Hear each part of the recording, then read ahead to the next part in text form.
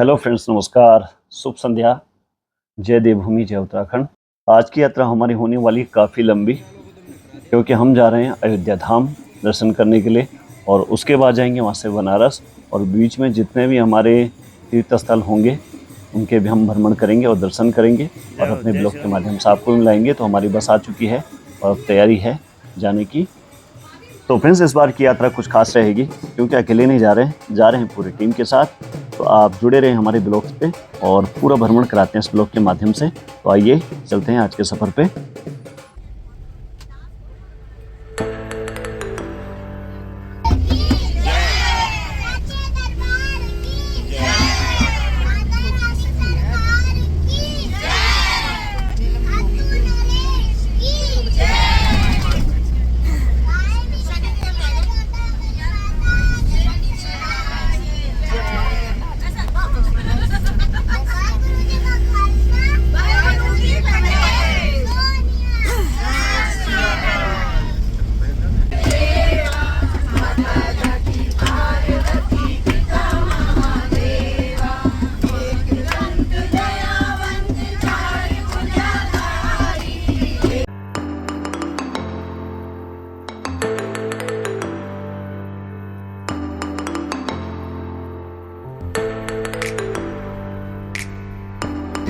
हम चले थे 5 बजे देहरादून से और अभी डोईवाला के पास हैं हम और पूरी टीम है भजन कीर्तन में मस्त।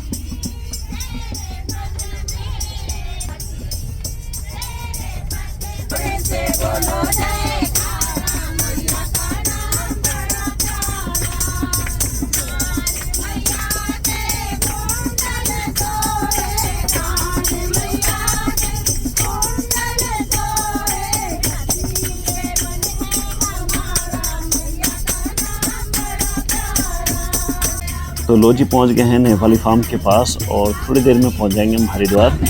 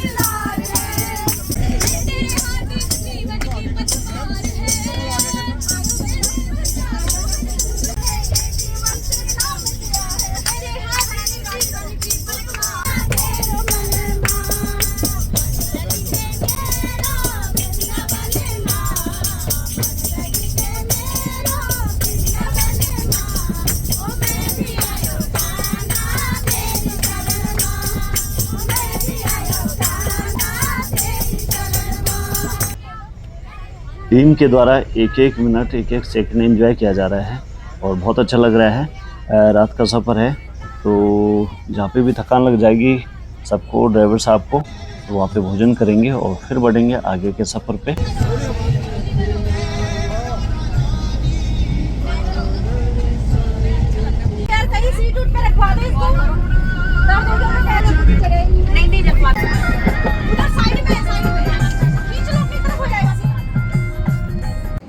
तो फ्रेंड्स, समय हो गया रात के 10 बज गया और यहाँ पे हमने गाड़ी रोक दी है।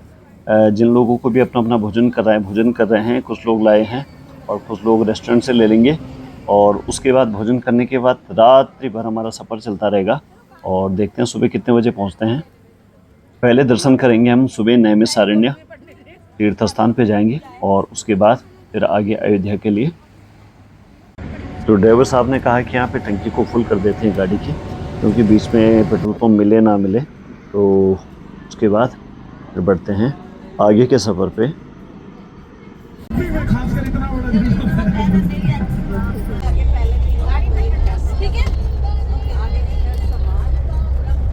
सुप्रभात दोस्तों, पहुंच गए हम नैमिषारण्य तीर्थ स्थान पे। तो बस तो यहीं तक जाएगी। यहाँ से आगे का सफ़र तय करेंगे हम विक्रम टेम्पो से, और दूसरा कोई साधन लेना पड़ेगा। तो ई रिक्शा मिल गया हमें यहाँ पे, तो 2-4 ई रिक्शा करते हैं और फिर चलते हैं अपने गंतव्य तक। तो आप बने रहें और दर्शन कीजिए हमारे साथ इस ब्लॉग के माध्यम से। तो आइए चलते हैं। आप ग्रीन एप्पल वाली टॉफी अपनी फेंक आए थे ना, वो दे रही हूँ मैं आपको।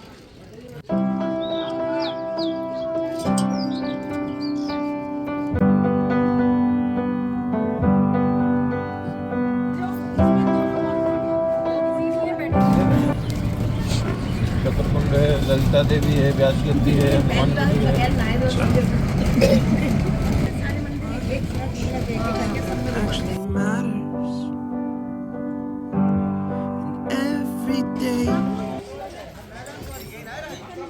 तो किला है यहाँ पे गढ़ी नैमिषारण्य का प्रमुख एक तीर्थ स्थान। और बाकी सामने पुजारी जी हैं, उनसे पूछते हैं कि इतिहास और विस्तार से। जी महाराज। सतयुगे नैमिषारण्यम त्रेतायाम च पुष्करे कलो कुरुक्षेत्रे कलो गंगा प्रवर्तते। इसकी उत्पत्ति सतयुग में हुई थी, और जब कलयुग का प्रारंभ होने लगा तो सभी ऋषि लोग ब्रह्मा जी के पास गए। उन्होंने ब्रह्मा जी से निवेदन किया कि हे प्रभु, आगे कलिकाल आने वाला है, ऐसा कोई स्थान बतावें जहाँ पर जप तप दान पुण्य किया जाए और कलयुग का प्रभाव ना हो। इसके करने से हमको अधिक फल की प्राप्ति हो। तो ब्रह्मा जी ने नारायण की प्रेरणा से अपने मन से एक तेज उत्पन्न किया। तेज परिधि के गोल आकार का था। ऋषियों से कहा कि ये परिधि जहाँ पे क्षीण हो जाएगी वो स्थान आपका पवित्र स्थान होगा, पूजा करने योग्य, दान करने योग्य, यज्ञ करने योग्य तथा देवर से अर्चना करने योग्य। तो ऋषि लोग उस परिधि के पीछे पीछे गए। ये परिधि भूमंडल में घूमती हुई हर सर्वत्र गई, लेकिन उसको कहीं पवित्र भूमि नहीं मिली। जब इस नैमिषारण्य क्षेत्र से आकाश मार्ग से परिधि प्रवेश कर रही थी तो यहाँ सप्त ऋषि बैठे हुए यज्ञ कर रहे थे। यज्ञ के धुएं से उस परिधि को आकर्षित हुआ। आकर्षण के कारण वो परिधि उसी यज्ञशाला में क्षीण हो गिर गई। उसके गिरने से धरती के 6.5 पाताल टूट गए। तो नेमी कहते हैं परिधि की धुरी को, और ईश कहते हैं क्षीण होना। तो दोनों मिलाकर हो गया नैमिष। और वारण्य कहते हैं जंगल को, जो यहाँ पहले से ही था। तो तीनों मिलाकर के इसका नाम पड़ गया नैमिषारण्य। जब ये 6.5 पाताल टूट गए तो सभी ऋषियों ने ब्रह्मा जी की भी प्रार्थना की कि हे प्रभु, 6.5 पाताल धरती के टूट गए हैं, अगर आधा पाताल बचा वो भी टूट जाएगा तो धरती पर जलमग्न हो जाएगी। तो ब्रह्मा जी ने कहा ये मेरी मन की गति है, मैं अपनी मन की गति को नहीं रोक सकता हूँ। तो ऋषियों ने कहा फिर इसको कैसे रोका जाए, कोई उपाय बताएं। तो ब्रह्मा जी ने कहा उसी वन में माँ शक्ति जगदम्बा तपस्या कर रही है, आप उनकी प्रार्थना कीजिए, वही आपकी सहायता कर सकती है। ऋषियों ने एक साथ मिलकर के माता जगदम्बा की प्रार्थना की। माता जिस स्थान पे तपस्या कर रही थी उसी स्थान से बाएं हाथ की कनिष्ठा के साथ से उस चक्र की गति को 6.5 पाताल पर रोक दिया। तो ऋषियों ने प्रसन्न होकर के माता का नाम जगदम्बा था, उनका नाम ललिता रख दिया। तो जहाँ पे ललिता देवी मंदिर है वो तपस्विनी माता जी की है। और हाँ आगे, और ये पवित्र भूमि जो है यहाँ पे 88,000 ऋषि बैठ करके यज्ञ अनुष्ठान करते थे। 88,000 ऋषि, तो उसी की परिक्रमा की जाती है। यहाँ पर 1000 वर्ष निरंतर श्रीमद् भागवत का अनुष्ठान होता रहा। सूत जी ने यहीं पर बैठकर सभी ऋषियों को सत्यनारायण भगवान की कथा सुनाई। आप लोग कथा सुनते हैं। पहला श्लोक है एकदा नैमिषारण्ये ऋषिया शौनकादिया परपरिच्छे मुनिया सूतम पौराणिकम खलु। कहते हैं ये धरती का मध्य भाग है, इसीलिए ये पितरों की नाभि बोली जाती है, केंद्र भाग है, पितरों की नाभि बोली जाती है। पृथ्वी पर 3 गया है, चरण गया गया जी, कृपाली गया बद्रीनाथ। ये नैमिषारण्य नाभि गया है। यहाँ पर अपने पितरों के निमित्त दान, पिंडदान, तर्पण, श्राद्ध या उनके निमित्त कुछ भी दान किया जाता है तो पितरों का पालन पोषण होता है, उनको मोक्ष गति की प्राप्ति होती है। यहाँ पर पितृदोष शांति भी होती है। पितृदोष शांति के लिए पिंडदान भी करते हैं, उनके लिए दान पुण्य भी करते हैं, तब भी उनकी पितरों की आत्मा तृप्त होती है। यहीं पर मनु जी ने 23,000 वर्ष तपस्या किया। इसी तपस्या के परिणाम स्वरूप उनका जन्म अयोध्या में दशरथ के रूप में हुआ था और कौशल्या को राम, लक्ष्मण, भरत, शत्रुघ्न ऐसे पुत्रों की प्राप्ति यही नैमिषारण्य की देन है। तुलसीदास जी बाबा लिखते हैं कि तीर्थ वर नैमि से विख्याता अति पुनीत साधक सिद्धाता। धरती पर सभी तीर्थ हैं, लेकिन सभी में पुनीत लगा होगा, पवित्र लगा होगा, लेकिन अति नहीं लगा है। ये अत्यंत पवित्र तीर्थ है। इसके दर्शन करने से, इसके मार्जन करने से सारे पाप नष्ट हो जाते हैं और इसमें मार्जन करने का विधान है। अगर कोई स्नान करना भी चाहे तो ऐसे स्नान कीजिए जैसे गर्भ में बालक ठहरता है, इस प्रकार से स्नान करना चाहिए। यहाँ फागुन की प्रतिपदा को परिक्रमा होती है। 88,000 ऋषि बैठ करके यहीं पर तपस्या की थी, तो उन्हीं की चारों लोग वो परिक्रमा करके घूम करके हैं, क्योंकि 88,000 ऋषि एक जगह से बैठ नहीं सकते हैं, तो कई विस्तार में बैठे। कहते हैं पंचकोशे प्रमाणेच एते नैमिष मंडले, पांचों कोश की परिधि में नैमिष मंडल ही कहलाता है। वहीं पर ऋषि मुनि में बैठ करके तपस्या की थी। बहुत बहुत धन्यवाद आचार्य जी आपका समय देने के लिए और इतने विस्तार से व्याख्या करने के लिए।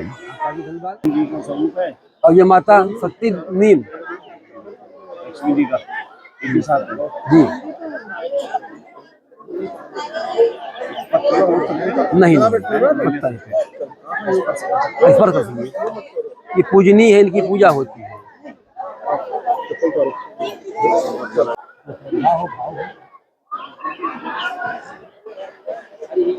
तो फिर अच्छे से दर्शन हो गए और अब चलते हैं आगे के सफर पे।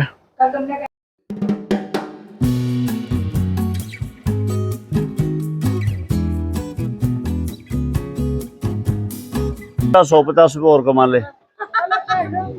ये आ गया, ये आइए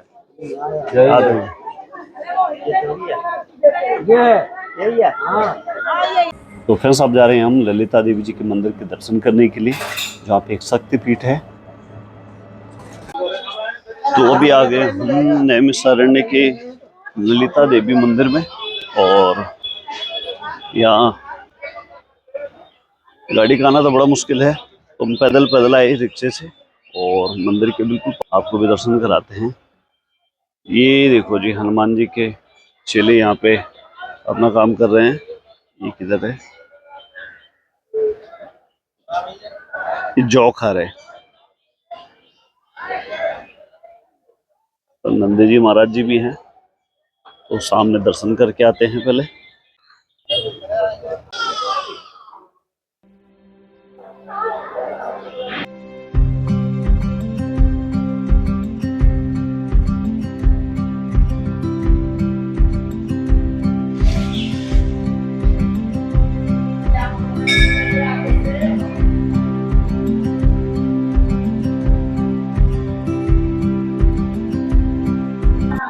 पहले दर्शन करो आप लोग। आपने कर लिया?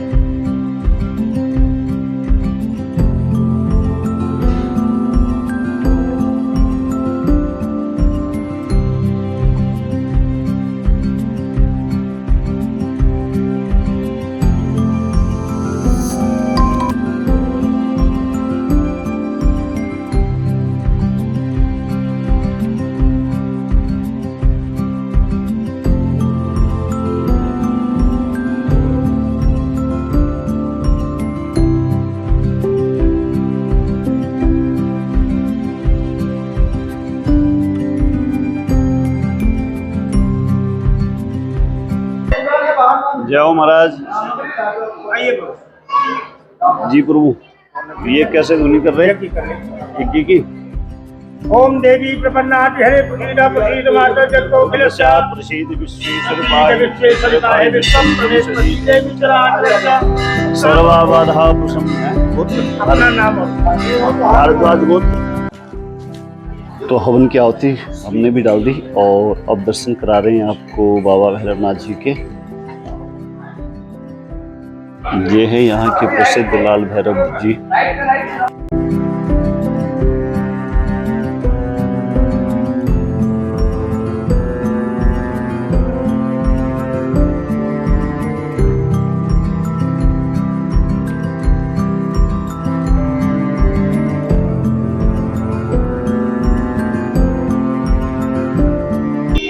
प्रसाद की मार्केट है, प्रसाद की दुकानें।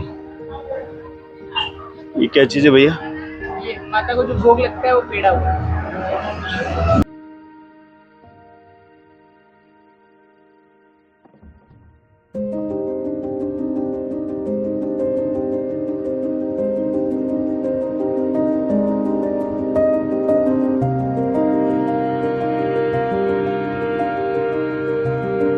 कल्याण होता है इसी से। अच्छा, ये यहाँ आपका ऐसे भंडारा होते हैं, उसी के लिए हम जी, लोग जी। बोलते हैं। जी जी जी। इधर से ये हैं? है ना भी गया माता आपका। अच्छा। हाँ, ओम नमो भगवते वासुदेवाय नमः। तो फ्रेंड्स, काफ़ी लंबी यात्रा है, तो इस ब्लॉग को ही पेंट करते हैं। और यात्रा ब्लॉग आपको अच्छा लगा हो तो लाइक कीजिए, कमेंट करके हमें बताएं। फिर मिलते हैं आपको एक नई सुबह के साथ, एक नई ब्लॉग के साथ। आप सबका दिन शुभ हो, मंगलमय हो।